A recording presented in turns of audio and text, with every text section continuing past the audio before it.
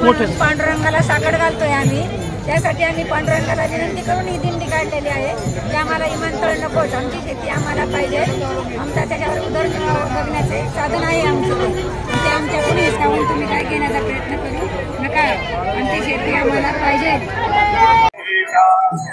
पुरंदरमध्ये हे जे काही विमानतळ येऊ घातलेले आहे याला शेतकऱ्यांचा पहिल्यापासून विरोध आहे।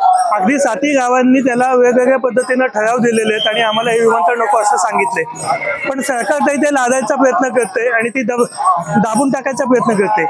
अशा वेळेला हे जे सगळेजण विठ्ठलाकडे निघालेले आहेत त्याच्यामध्ये हे जे सगळे बाधित शेतकरी आहेत ते पण आपल्या मागण्या विठ्ठलाच्या दाव्यामध्ये पोहोचवत आहेत की आम्हाला विकास पाहिजे। आम्ही आता जे म्हणतो की विठ्ठलाला आमचं मागणं तेच आहे की आम्हाला विमानतळ नको, आम्हाला विनाश नको, आम्हाला विकास पाहिजे आणि शेती टिकवायची असेल तर शेती वाचवायला पाहिजे।